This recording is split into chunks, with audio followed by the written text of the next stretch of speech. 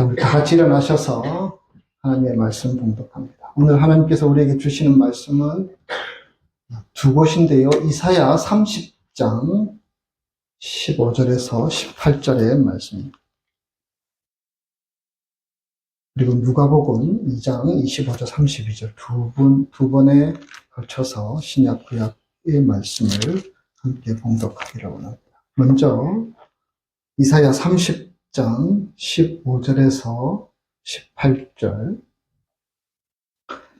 우리 함께 봉독합니다. 주 여호와 이스라엘의 거룩하신 이가 이같이 말씀하시되 너희가 돌이켜 조용히 있어야 구원을 얻을 것이요 잠잠하고 신뢰하여야 힘을 얻을 것이거늘 너희가 원하지 아니하고 이르기를 아니라 우리가 말 타고 도망하리라 하였으므로 너희가 도망할 것이요 또 이르기를 우리가 빠른 짐승을 타리라 하였으므로 너희를 쫓는 자들이 빠르리니 한 사람이 꾸짖은즉 1000사람이 도망하겠고 5이 꾸짖은즉 너희가 다 도망하겠고 너희 남은 자가 겨우 산 꼭대기에 깃대 같겠고 산마루 위에 깃이 같으리라 하셨느니라.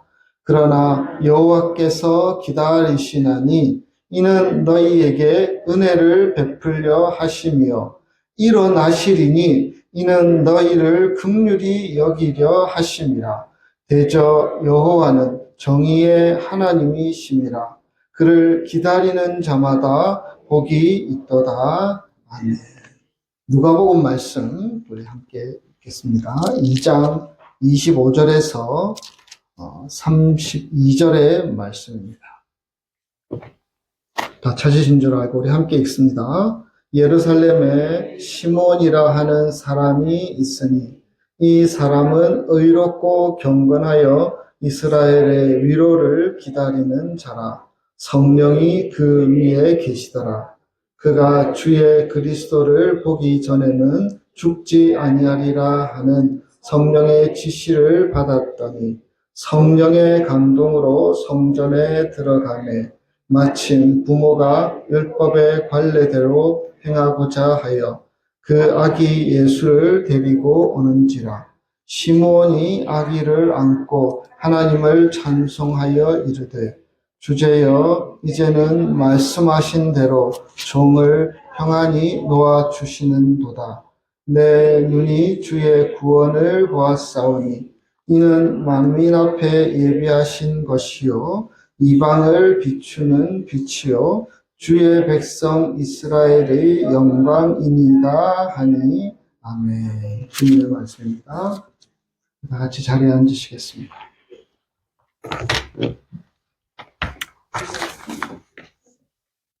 다시 한번 기도하겠습니다.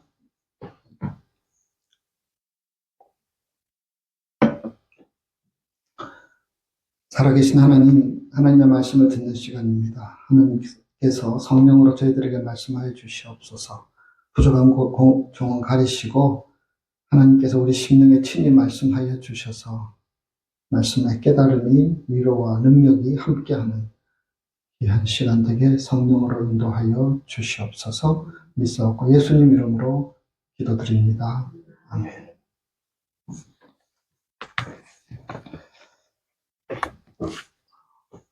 빅터 프랭클이라는 심리학자가 있습니다. 정신분석학자라고도 하지요. 이 사람이 쓴 책 가운데 가장 유명한 책이 죽음의 수용소에서라는 책입니다.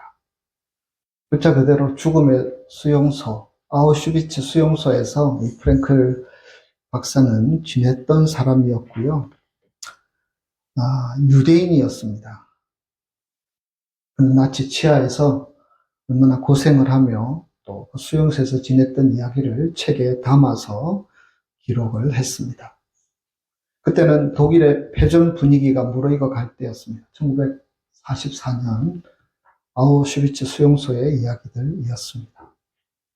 많은 사람들이 그 안에 갇혀 있으면서 이번 크리스마스만큼은 가족과 함께 지냈으면 좋겠다. 간절히 기대했습니다. 그러나 1944년 그 해를 아무런 소식이 없이 그냥 넘어가게 되자 많은 사람들이 그 해 겨울에 목숨을 잃었습니다.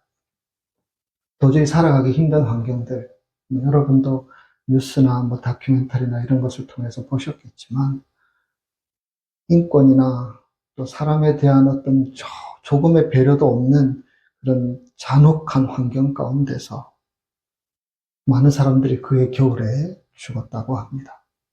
하지만 그런 가운데서도 살아남은 사람들이 있었습니다. 그 힘들고 어려운 상황 가운데 끝까지 살아남은 사람들, 이분은 정신분석학자였기 때문에 그 사람들의 마음을, 그 사람들의 상황들을 물어보고 확인하는 과정을 거쳤습니다. 알아보니까 끝까지 남은 사람들의 특징은 이런 것이었습니다. 마음에 분명한 희망을 갖고 있는 사람, 사랑하는 애인이나 아내나 가족이 기다리고 있는 사람, 그래서 꼭 만나야겠다 생각하는 사람들, 돌아가서 자신이 꼭 이룩해야 할 일이 남아있는 사람들, 이런 사람들은 죽지 않고 해방의 기쁨을 맞이하게 된 것을 그는 목격했습니다. 그래서 그는 사람은 무엇으로 사는가 스스로에게 질문한 후에 이렇게 대답을 했습니다. 사람은 오직 희망으로 산다. 사람은 오직 기다림으로 산다. 라고 말했습니다. 여러분, 우리에게도 크게 다르지 않습니다. 우리 인생에 있어서 무엇인가를 기다림이 없이 이루어지는 것은 하나도 없습니다. 여러분, 지금 마음속에 무언가를 기다리는 것이 분명히 있을 것입니다. 기다림 속에서 삶은 진행되고요. 그리고 기다림 속에서 어떤 길로 인도되고 기다림 속에서 무언가를 이루어 나가는 것이 인생입니다. 가만히 생각해보면 그 기다림이란 것도요, 연령과 환경에 따라서 다양하게 나타납니다. 결혼 정년기에 접어들면 젊은 남녀들은 사랑하는 사람을 기다립니다. 결혼하여 아이를 낳은 엄마들은 그 아이가 성장하기를, 건강하게 지혜롭게 성장하기를 기다립니다. 언제 클까? 근데 금방 커버렸죠? 그런 것을 다 경험합니다. 병원에 입원한 환자들은 빠른 시일 내에 회복하기를 기다리고, 집 없는 서름 가운데 살던 사람들은 자기 집이 빨리 구해지기를 기다립니다. 가정 속에서 관계가 어려운 사람들은 우리 가정이 언제나 평안해질까 그렇게 기다리고요. 경제적으로 어려운 분들은 빨리 우리 가정이 안정이 되기를 기대하며 기다립니다. 겨울을 보내는 알래스카에서는 좀 이른감이 있지만 빨리 눈이 녹고 따뜻한 계절이 왔으면 하는 기다림도 우리에게 있습니다. 삶은 다 기다림의 연속입니다. 그 기다림의 연속 가운데 모든 일이 이루어지는 것 같습니다. 거꾸로 말해서 기다림이 없는 삶은 없습니다.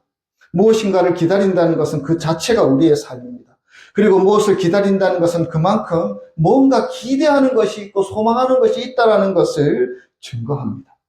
사람들은 모두 기다림 속에서 내일을 바라보고요. 그 기다림 속에서 오늘의 어려운 시간들을 이겨내는 경우들도 있습니다. 그런데 우리의 삶에서 기다림이 없어질 때에는요, 어떤 학자들은 기다림이 없는 삶이 절망이라고, 끝이라고 이야기하는 경우들도 보았습니다. 만일 내가 기대하며 기다리는 것이 없다면 우리의 삶이 얼마나 적막할까 생각하게 됩니다. 나이가 들어가면서 점점 무료해지는 것은 기다리는 것들이 점점 작아지기 때문이 아닐까 생각합니다. 기다림이 있기 때문에 꿈을 꾸게 되고요. 기다림이 있기 때문에 우리가 오늘을 이겨낼 힘을 거기에서 가져와서 우리가 살아가는 것이 아닌가 생각하게 됩니다. 그래서 기다림은 아름다운 것입니다. 기다림이 있다라는 것은 행복한 것입니다. 그쵸? 어떻게 될지 모르죠. 그러나 그런 것에 대한 기대와 소망이 우리에게 있다라는 사실 자체가 우리의 마음을 따뜻하게 하고 또 이렇게 굳건하게 만드는 힘이 됩니다. 누구를 기다린다는 것, 무엇을 바라보고 기다린다는 것, 그것은 우리 인간이 살아있다라는 증거입니다. 기다림이 있을 때 희망을 말하고 또 기다릴 수 있을 때 우리는 사랑할 수 있게 됩니다. 하나님과의 관계에서도 기다림은 참으로 중요합니다. 하나님은 우리로 기다리게 하시고 그 기다림 속에서 우리가 영적으로 성장하게 하십니다. 그래서 하나님에 대한 기대를 우리 마음속에 많이 가질수록 우리가 영적으로 자라갈 수 있는 기회는 더 많아질 수 있습니다. 근데 사람들은 자꾸 우리 중심적으로 생각합니다. 우리 중심으로 기도하고 우리가 원하는 시점에 그 기도가 응답되기를 바랍니다. 기대했던 응답이 있으면 좋아하고 없으면 실망하고 좌절하는 경우들을 보게 됩니다. 은혜를 받고 하나님께 헌신하려는 사람들도 종종 바르게 가려 하지 않고 급하게 가려는 마음들이 있습니다.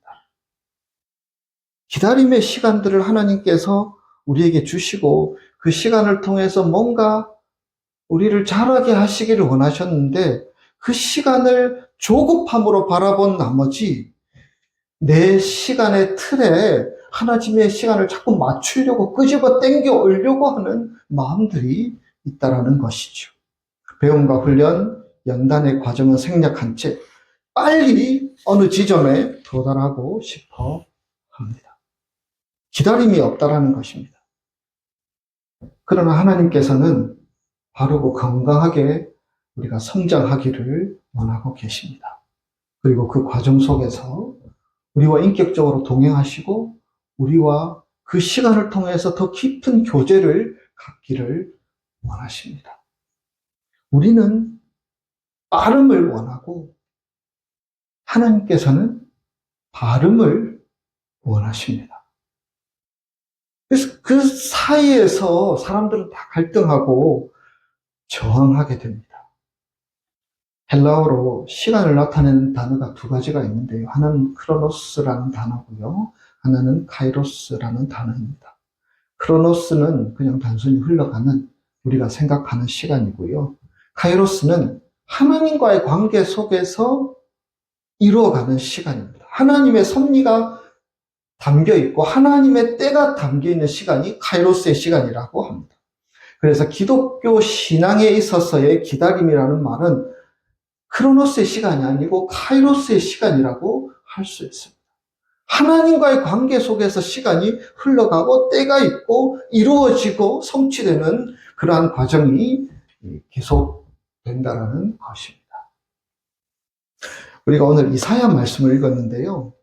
이사야는 하나님이 보내신 예언자로서 유대 나라가 아주 번성하던 시대에 하나님의 말씀을 전했던 사람입니다. 10대 유다왕 우시야부터 13대 히스기야 왕까지의 시대였고요. 그 시대에 하나님의 말씀을 유다 백성들에게 전했습니다.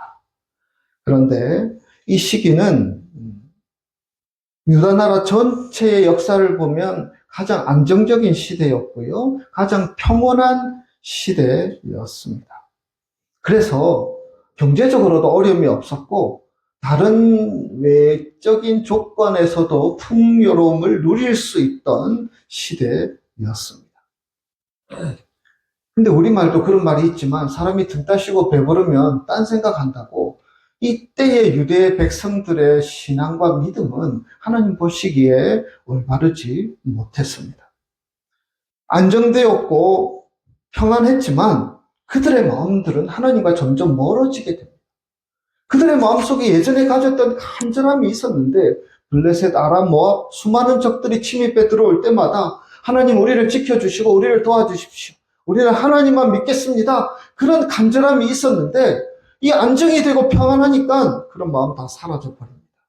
그리고 그런 마음 가운데 세상의 죄악들이 점점 사람들의 마음속에 들어와서 꽈리를 틀고 자리합니다.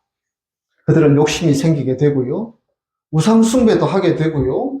음란한 생활들, 여기서 음란한 생활이라는 것은 하나님만 믿는 것이 아니라 하나님 외에 다른 것도 믿고 의지하고 집착하여서 하나님과 멀어지는 상태, 그런 생활들에 치닫게 됩니다. 그리고 하나님의 뜻을 따르려 하기보다는 자기들의 이익과 편함에 집착합니다. 그런 가운데 아수르라는 나라가 침략해서 환난에 봉착하게 됩니다. 그런데 그 위기 상황 속에서 그들이 그 당시 가졌던 영적인 어떤 실체가 여과 없이 드러나게 됩니다. 아수르 침공은 국가적으로 큰 위기였지만 유다 나라는 그때 이렇게 대처합니다. 이사야 30장 2절에 보시면 그들이 바로의 세력 안에서 스스로 강하려 하며 애굽의 그늘에 피하려 하여 애굽으로 내려갔으니 나의 입에 묻지 아니하였도다. 이스라엘 백성은 아수르의 침략을 피하기 위해서 하나님을 의지하는 것이 아니라 어디를? 애굽, 이집트를 의지합니다. 애굽 안에서의 안정과 평화를 누리고자 합니다.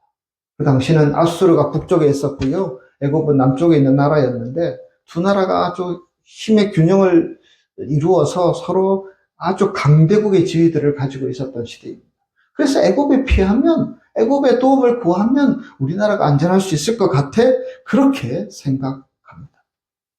그러나 하나님은 7절에서 애굽의 도움은 헛되고 무익하니라 라고 말씀하고 있습니다.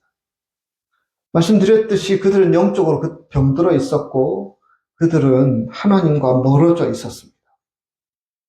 그래서 위기 상황이 왔을 때 당연히 하나님을 찾고 의지해야 하는데 하나님께 묻고 하나님의 답을 기다리지 못하였고 현실적인 판단을 하게 됩니다. 현실적으로 생각할 때 아수르가 침입해 왔네? 애굽 붙잡으면 우리를 도와주겠지 이 생각을 했고 그것이 지혜롭다고 여겼고 오늘 말씀에도 있는 것처럼 하나님의 입에 하나님의 말씀에 주목하지 않았습니다. 그들이 세운 계획, 진행하는 모든 조약들이 하나님으로 말미암지 않았습니다. 원래 하나님은 말씀하시는 분이십니다.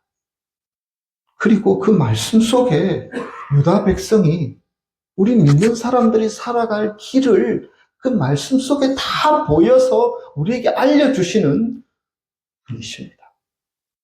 그런데 어리석게도 그들은 그 길을 택하지 않고 하나님을 거부하는 길로 가게 됩니다. 이사야 30장 1절 말씀, 여호와께서 이르시되 패역한 자식들은 화 있을진저 그들이 계교를 베푸나 나로 말미암지 아니하며 맹약을 맺으나 나의 영으로 말미암지 아니하고 죄의 죄를 더하도다. 인생의 중요한 결정을 할 때에 우리가 무엇을 선택하게 될 때에 여러분들은 어떤 방법을 사용하십니까? 우리가 어떤 선택을 하게 될 때 그 선택의 근거는 무엇이고 그 이유는 무엇입니까? 여러분 그런 질문들을 던지며 살아가고 계십니까? 여러분들은 무엇을 선택하고 결정할 때에 하나님을 의식하십니까? 우리가 가진 신앙은 결국 어떤 위기의 상황, 선택과 결정의 상황 가운데 그 행동으로 우리의 신앙이 다 드러나는 것입니다. 유대인들은 하나님을 믿는다고 하였지만 하나님보다는 애굽을 더 믿었다는 것입니다. 혹여 우리는 그렇게 하고 있지 않냐라는 질문입니다. 어떤 근거로 어떤 방법으로 결정하는 우리의 모습이 우리의 신앙의 상태들을 다 보여주는 것입니다. 하나님은 어떻게 하기를 원하실까? 하나님은 내게 무엇이라 말씀하실까? 이에 대한 생각이 결여된 채 행하는 모든 것들은 오늘 본문에서는 죄라고 말씀하십니다. 원래 하나님은 이집트의 그런 고난, 이집트에서 종살이 했지요. 그 종살이 하던 이스라엘 백성들을 하나님께서 모세를 통해서 그들을 구원해 내셨고 약속의 땅까지 인도해 주셨습니다. 그런데 그들이 지금 생각하는 것은요, 속도 없이 보물과 재물을 싣고 애굽에 굽신거리러 가는 것입니다. 하나님께서는 그들을 구해내셨는데 다시 거기로 돌아가서 거기에 매이고 그것을 의지하려고 하고 있는 이스라엘 백성들의 모습을 보게 됩니다. 우리는 결정적인 순간에 우리의 방식을 택하는지 아니면 하나님의 방식을 택하는지 질문할 수 있어야 합니다. 많이 생각하는 경우, 이리저리 따져서 결정하는 경우는 대부분 세상 사람들이 가는 길로 갈 때가 많지 않습니까? 좋게 말하면 상식이고 좋게 말하면 그냥 편안한 길이지만 그것은 믿음의 방식이 아닙니다. 신앙인의 태도가 아닙니다. 우리는 그리스도인입니다. 그리스도인이 무엇입니까? 그리스도인은 매사에 하나님의 뜻을 살피며 하나님의 눈치를 보는 사람입니다. 하나님 속이려고, 하나님 피하려고 눈치 보는 게 아니고 하나님의 뜻대로 사는 것이 맞는 것이기 때문에 그분의 뜻을 생각하고 헤아려 보고 묵상해 보고 돌아보고 다시 곱씹어 보는 것이 그리스도인의 모습입니다. 그분은 우리에게 가야 될 길을 알려주시기를 원하십니다. 하나님께서는 답을 딱 가지고 계시고 그 답을 우리에게 주시기를 원하십니다. 그런데 답을 받고자 하는 마음이 우리에게 있냐라는 도전입니다. 하나님의 음성을 듣고 하나님의 말씀을 깨달아서 그 길로 가려고 하는 마음이 우리에게 있냐라는 도전입니다. 오늘도 우리는, 이번 주도 우리는 수많은 선택과 결정들을 하며 살아갑니다. 작은 것부터 큰 것에 이르기까지 수많은 선택과 결정이 우리 앞에 놓여 있는데 그 선택과 결정의 기준이 무엇이냐고 하나님은 우리에게 반문하고 있습니다. 너희가 그리스도인이냐? 그러면 어떻게 선택하고 있느냐라는 질문입니다. 하나님이 바라시는 것이 무엇입니까? 우리가 지난주에도 말씀을 나누었지만 멈춰 서야 합니다. 그리고 고요한 것입니다. 돌아서서 잠잠한 것입니다. 기다리며 하나님의 사인을 받는 것입니다. 여러분 15절 말씀 우리 함께 읽겠습니다. 주 여호와 이스라엘의 거룩하신 이가 이같이 말씀하시되 너희가 돌이켜 조용히 있어야 구원을 얻을 것이요 잠잠하고 신뢰하여야 힘을 얻을 것이거늘 너희가 원하지 아니하고. 하나님 뭐라고 말씀하십니까? 여러분 우리가 힘을 내기 위해서는 먹을 것, 영양가 있는 것들 잘 먹고 운동도 열심히 해야지. 그래서 힘을 길러야 합니다. 국가적으로도 힘이 있기 위해서는요, 군사력을 정대하고 주변의 국가와 외교 정책을 잘 펼쳐야 합니다. 근데 하나님께서는 이렇게 말씀하십니다. 잠잠하라. 잠잠하고 신뢰하라고 그렇게 말씀하십니다. 잠잠하고 신뢰한다는 것이 무엇입니까? 내가 억지로 만들라는 것이 아니라 하나님의 역사를 기다리라는 것입니다. 믿고 신뢰하면서 기다리는 것입니다. 노력이 아닌 회개하고 하나님께로 돌아와 고요히 말씀하시는 주님의 음성에 귀를 기울이라는 것입니다. 여러분 이것은 일반적인 논리랑은 완전히 다릅니다. 특별히 여기서 돌이켜라는 말씀을 하고 있습니다. 돌이켜라는 말씀은 회개를 촉구하는 말씀입니다. 잠잠히 있으면서 돌이키라는 것입니다. 자신의 허물을 하나님께 내어놓고 회개하며 조용히 하나님의 때를 바라볼 때에 하나님께서 일어나셔서 구원의 손길을 내미신다는 것입니다. 여러분, 회개는 우리가 하나님께 집중하게 만드는 힘이 있습니다. 현실의 어려움을 내려놓고 자기 욕망의 치열함을 내려놓고 회개하고 돌이킬 때에 우리가 깨끗한 마음이 되어서 하나님 앞에 나아가게 될 때에 그제야 하나님께서 하나님의 때가 되었다고 생각하시고 말씀하시고 길을 열어 보여주시는 분이시라고 말씀하시는 것입니다. 하나님은 우리 내면을 보시는 분이십니다. 하나님은 우리 내면에서 하나님을 신뢰하기를 원하십니다. 그 신앙의 여정에 들어와서 하나님이 예비하시는 그 길로 한 걸음 한 걸음 걸어가기를 원하십니다. 우리는 그렇게 생각합니다. 가만히 있으면 도태되고 불행한 삶을 살지 않을까 하는 두려움을 우리는 가지고 살아갑니다. 그래서 여러분, 하나님을 기다리는 게 답답합니다. 하나님께서 분명 살아 계신 것은 아는데 왜 내게 이렇게 응답하시지 않는지, 왜 이렇게 나를 도와주시지 않는지, 왜 내게 구체적으로 방법을 가르쳐 주시지 않는지 답답하기만 합니다. 그래서 하나님이 일어날 때를 기다리지 못하고 내가 일어납니다.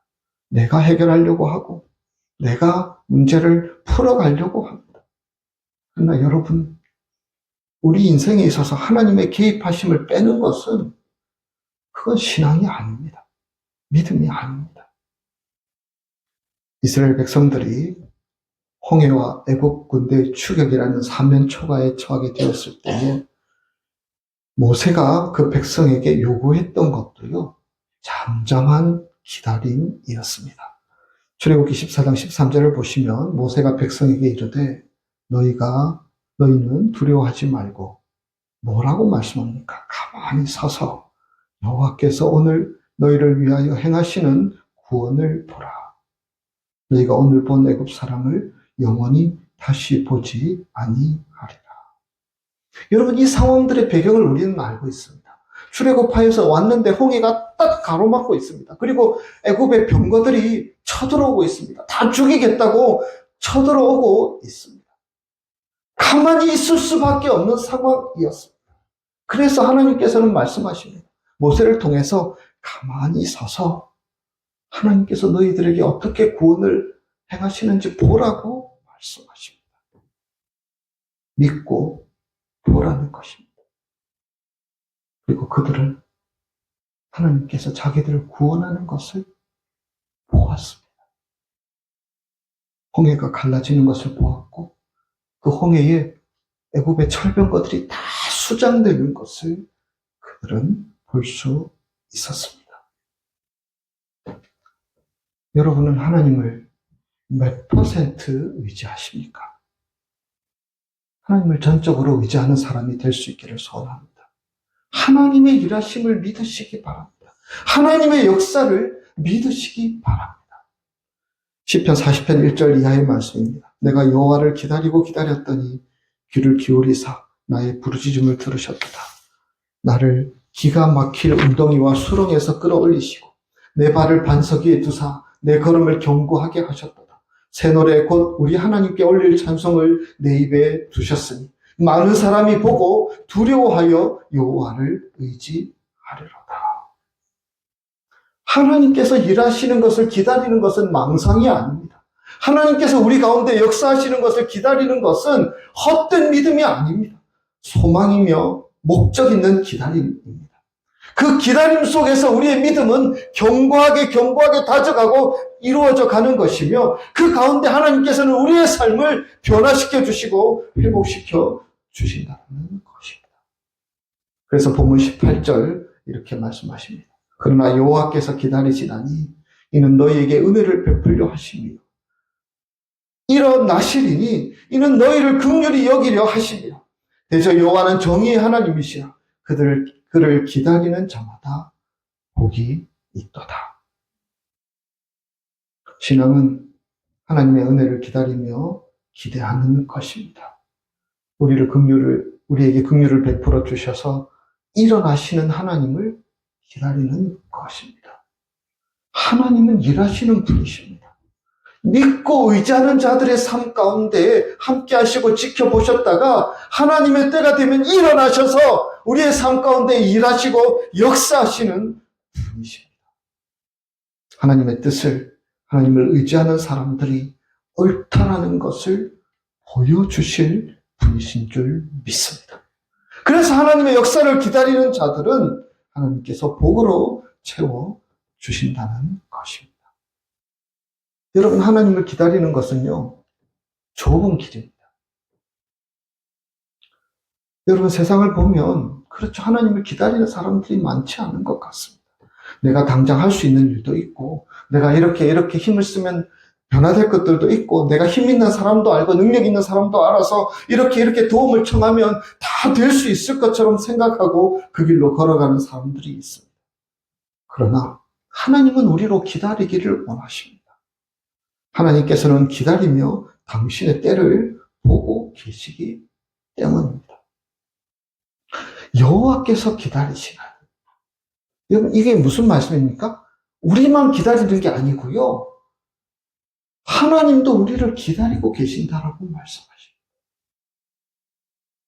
여러분들이 정말 하나님의 때를 신뢰하고 믿고 서 있는 그 자리까지 올 때까지 하나님께서 지금 기다리고 계시다고 말씀하고 계십니다. 애타게 안타까워하면서 우리를 기다리고 계시다라는 사실. 그리고 그 때가 되면 구원의 손길을 내밀어 주신다라는 것입니다. 이 기다림의 과정이 없이 혹여나 우리가 은혜를 경험하면 사람들은 그 은혜를 담아두지 못하고 다 흘려버리고 망쳐버리고 교만하여서 하나님과 더 멀어지는 경우들도 있습니다. 하나님을 잠잠히 기다리는 그 시간의 길이와 넓이만큼 우리가 영적으로 성숙하고 자라고 하나님 앞에 바로 세워질 수 있기 때문입니다. 믿음으로 살았던 사람들의 이야기를 우리는 알고 있습니다. 노아는 방주를 몇 년 동안 지었는지 아십니까? 120년 동안 지었습니다. 산꼭대기에 배를 짓고 하나님께서 지으라 그러니까 짓고 그 짓는 가운데 사람들이 조롱하고 비난하고 바보 같다고 어리석다고 손가락질 했을 것입니다. 그러나 하나님께서는 노아에게 분명히 그렇게 말씀하셨고 그 말씀을 신뢰하며 그는 기다렸습니다. 아브라함도 하나님의 때를 기다리지 못해서 이스마엘을 낳기도 했지만 결국 그는 기다렸고 하나님의 때에 약속의 아들 이삭을 얻었습니다. 이스라엘에 두 왕이 있습니다. 첫 번째 왕은 사울 왕이고요. 두 번째 왕은 다윗 왕입니다. 다윗을 왕으로 세우겠다고 그래서 사무엘을 통해서 기름을 붓고 나서 무려 10몇 년의 시간들이 흘러가게 됩니다. 분명히 왕으로 삼겠다고 했고 너를 내가 쓰겠다고 말씀하셨는데 다윗은 그때를 기다리게 하십니다. 쫓겨다니고 죽을 고비 넘기고 자기를 따르는 사람들이 다 도망가 버리고 살기 위해서 침까지 질질 흘리면서 바보 행세도 한 적도 있습니다. 그러나 하나님의 약속을 기다리며 다윗은 기다렸고요. 그 기다리는 시간을 통해서 다윗은 준비된 왕이 될 수 있었습니다. 사울 왕은 금방 왕이 되기도 했고 왕이 되고 나서 하나님께서 하시고자 하는 일을 하려고 했을 때 그는 기다리지 못했습니다. 내가 해야지. 내가 제사 드려야지. 내가 이렇게 생각할 때에 이게 더 하나님께 좋은 것 같아. 그렇게 그냥 행동했습니다. 그래서 하나님과 결국은 멀어지게 됩니다. 우리는 오늘 대림절 두 번째 주일을 지키고 있습니다. 이 대림절 절기에 우리 주님은 우리가 정말 기다려야 할 분이 우리 구주 예수 그리스도이심을 누가복음 말씀에서 시몬을 통해서 우리에게 알려주고 계십니다. 시몬이라는 사람은 기다림의 사람이었습니다. 이분은 의롭고 경건한 사람이며 이스라엘의 위로를 기다리던 자였습니다. 그 이스라엘의 위로는 다름 아닌 예수 그리스도였습니다. 누가복음 2장 26절 그가 주의 그리스도를 보기 전에는 죽지 아니하리라 하는 성령의 지시를 받았더니 시몬은 죽기 전에 주님을 배울 것을 약속받은 사람이었고 그것을 기다리며 지냈습니다. 그리고 그 기다림의 끝에 오늘 본문에서 그는 예수님을 만나게 됩니다. 아기 예수님의 모습으로 그러나 우리를 구원하시는 생명의 주님의 모습으로 예수님을 만나게 됩니다. 당신은 모두가 메시아를 기다리던 때였습니다. 헤롯 왕도 유대 지도자들도 모두가 예수님이 오실 것을, 메시아가 오실 것을 알고 있었습니다. 그러나 실제로 아무도 예수님을 기다리지 않았습니다. 그들은 이상으로는, 머리로는 기다린다고 했지만 아기 예수님이 구원자 예수 그리스도가 이 땅에 오셨을 때 전혀 맞이할 준비가 되어 있지 않고 바라볼 준비가 되어 있지 않고 그분이 약속의 메시아인 것을 깨닫지도 못했습니다. 신실하게 기다린 사람은 시몬밖에 없었습니다. 보게 될 것이고 죽지 않을 것이라는, 그전에는 죽지 않을 것이라는 약속을 믿고 성전에서 기다렸습니다. 예수님을 기다린다. 지난주에도 그렇게 설교했고요. 오늘도 그런 말씀입니다. 여러분, 정말 주님께서 우리의 삶의 자리에 오시기를 기다리는 마음이 있으십니까? 성탄절, 대림절이 되면 그런 얘기들 참 많이 합니다. 그러나 유대인들처럼 머리로만 그래, 성탄절 주님이 오시겠지, 기쁘다 구주 오셨네, 참 반가운 성도에 우리가 찬양하면서 그렇게 그냥 즐겁게 우리의 시간들만 보내고 성탄절은 또 지나가 버리고 그렇게 하는 것은 아닙니까? 실제로 우리에게 빈 의자가 준비되어 있습니까? 실제로 정말 주님께서 오셔서 내가 그 주님의 뜻을 따르고자 하는 마음이 준비되어 있냐라는 질문입니다. 그냥 내 삶은 내 삶이고 주님은 주님이고 신앙생활은 신앙생활입니다. 수없이 예수를 얘기하고 성탄의 주님을 얘기하고, 그러나 우리가 정말 기다리고 있는지, 정말 주님이 우리의 삶의 자리에 오셔서 나를 새롭게 해주시기를 기대하며 기도하고 있는지에 대한 도전들을 다시 한번 할 수 있기를 원합니다. 시몬은 약속을 기다린 사람입니다. 그 기다림은 오늘 누가복음 말씀에서 성취됩니다. 28절에서 30절 말씀 우리 함께 읽습니다. 시몬이 아기를 안고 하나님을 찬송하여 이르되, 주제여 이제는 말씀하신 대로 종을 평안히 놓아 주시는도다. 내 눈이 주의 구원을 보았어. 아멘. 그렇습니다. 2000년 전에 우리 주님은 우리를 구원하기 위해서 베들레헴 말구 위에 오셨고 십자가에서 죽으심으로 저와 여러분을 구원해 주셨습니다. 그 주님은 오늘도 여전히 우리의 삶의 자리에 오셔서 우리를 구원하기를 원하십니다. 괴로운 마음들, 힘들고 어려운 인생들, 해결하지 못하는 내 마음의 답답함들, 영적으로 성장하지 못해서 늘 힘들어하는 우리의 모습들을 아시고 우리를 거기서 구출하셔서 구원하셔서 우리를 정말 구원의 높은 곳에서 뛰어다닐 수 있도록 은혜를 베푸시기를 원하십니다. 그 주님의 기대와 바람과 우리가 간절히 바라는 그 바람이 함께 만나는 이번 대림절 성탄절 기간이 되기를 원합니다. 시몬은 기다릴 때에 예수를 만날 수 있었습니다. 2024년의 시몬이 바로 저와 여러분이 될 수 있기를 원합니다. 믿음으로 살아가지만 우리의 삶은 어지럽고 힘들고 여러 가지 번거롭고 혼란스러운 것들도 많이 있습니다. 그러나 우리가 진심으로 주님께서 우리의 마음 중심에 좌정하시고 우리가 준비한 의자에 앉으시면 새로워질 수 있다는 믿음을 가지고 주님을 바라보게 될 때, 시편 40편 1절의 말씀처럼 내가 여호와를 기다리고 기다렸더니 내 귀를 기울이사 나의 부르짖음을 들으셨도다. 이것이 응답되는 이번 대림절 기간이 될 수 있기를 소원합니다. 마라나타, 주 예수여 오시옵소서. 함께 기도하겠습니다.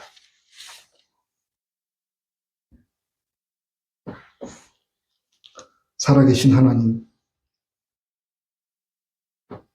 2024년 12월을 보내고 있는 우리 사랑하는 교우들, 주님의 은혜가 필요하고 주님의 역사가 필요하고 하나님의 도우심이 필요함에도 불구하고 정말 우리가 그 하나님의 임재를, 예수 그리스도의 오심을 간절히 기다리고 있는지 우리 자신에게 도전할 수 있기를 원합니다. 내가 주인된 자리를 내어놓고 내 자리를 주님께 비워드릴 때에 주님께서 분명 모든 것을 새롭게 하여 주실 것을 믿습니다. 어지러운 우리의 삶을 정리하게 인도하여 주시고 믿음 없이 혼란스러워하는 우리의 믿음을 굳건하게 세워주실 것이며 평안이 없고 만족이 없고 감사가 없는 우리의 삶 가운데 은혜를 베풀어 주실 것이며, 염려하고 걱정하며 갈등하며 살아가는 우리의 삶 가운데 하나님의 평안의 길로 주님께서 인도하여 주실 것을 믿습니다. 우리가 그런 믿음을 가지고 마라나타, 아멘, 주 예수여 오시옵소서, 그렇게 외치며 기도하며 기대하며 기다리는 자, 저희 폐업행사님 장로교회 모든 교우들 될 수 있도록 하나님 역사하여 주시옵소서. 그래서 이 해가 가기 전에 베풀어 주시는 주님의 은혜로 인하여서 우리가 감사하고 간증거리로 더 많아질 수 있는 사랑하는 교우들 될 수 있도록 인도하여 주시옵소서. 믿사옵고 예수님 이름으로 기도드리옵나이다. 우리 주님 가르쳐 주신 기도로 함께 기도.